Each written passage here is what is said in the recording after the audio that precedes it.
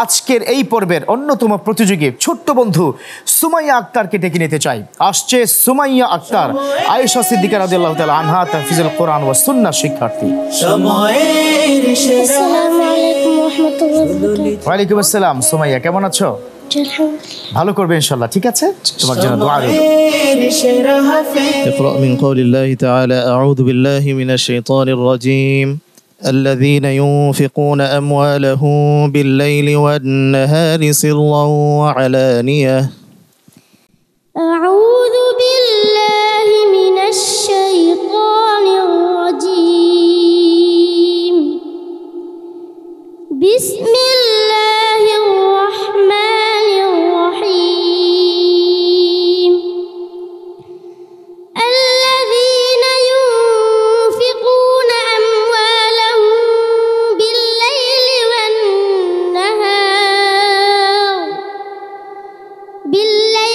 والنهار سرا وعلانية فلهم أجرهم عند ربهم ولا خوف عليهم ولا هم يحزنون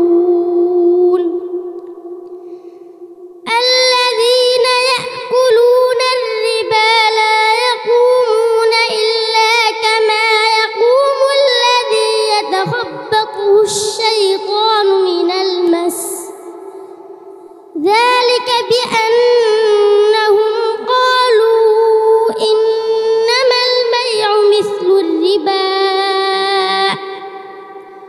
وأحل الله البيع وحرم الربا فمن আবার পড়ো ذلك بأنهم قالوا إنما البيع ذلك بأنهم قالوا إنما البيع مثل الربا وأحل الله البيع وحرم الربا فمن جاءه موعظة من ربه فانتهى فله ما سلف وأمره إلى الله ومن عاد فأولئك أصحاب النار هم فيها خالدون حسبك صدق الله العظيم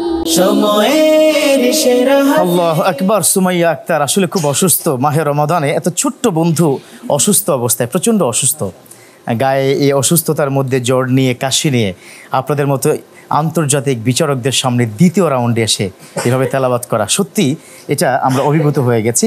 কিছুটা অসুস্থ, তারপরেও একটু আপনার কাছ থেকে তার সম্পর্কে জানতে চাইব। আলহামদুলিল্লাহ, তেলাওয়াত ভালো ছিল। অসুস্থতার কারণে হয়তো একটু সমস্যা হচ্ছে।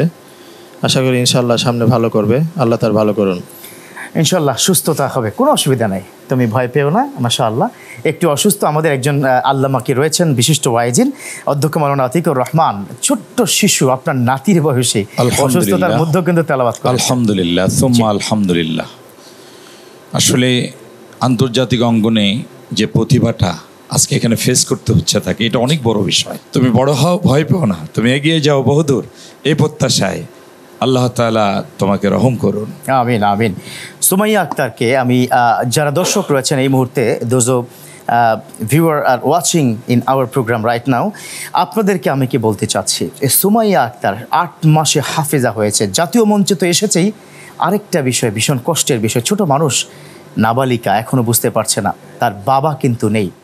এই মঞ্চে 2022 সালে তার বড় বোন মারিয়া আক্তার এখানে চ্যাম্পিয়ন হয়েছিল ওই সিজনে, তারপরেই তার বাবাকে হারিয়েছে। ছোট মানুষটি আজকে এখানে অবস্থান করছে। আমি চাই আপনাদের কাছে অনেক অনেক দোয়া চাই, এবং ছোট্ট বন্ধুর অসুস্থতার জন্য, সেজন্য সুস্থ হয়ে উঠে সেজন্য কি দোয়া চাই। সুমাইয়া ইনশাআল্লাহ ভালো করে একটু সুস্থ হও, ডক্টরকে দেখাও, আরো ভালো হবে। ঠিক আছে? আল্লাহু আকবার কাবীরা। এটাই হচ্ছে কোরআনের মুজিজা। প্রিয় দর্শক, ছোট ছোট বন্ধুরা সিনার মধ্যে কোরআন নিয়ে ঘুরছে, এ কোরআন তো সাধারণ কোরআন নয়, যে কোরআনটা পাহাড়ের উপর রাখতে চেয়েছিল, পাহাড় বলছে না আল্লাহ আমি নিতে পারবো না। সাগর পাহাড় সমস্ত সৃষ্টি জগতের কাছে এ কোরআনটা রাখার কোনো অপশন ছিল না, কিন্তু আল্লাহ পাক প্রত্যেকটি এই কোরআনের প্রত্যেকটি আয়াত এই ছোট্ট ছোট্ট বালিকাদের হৃদয়ে ঢুকিয়ে দিয়েছে। সুবহানাল্লাহ।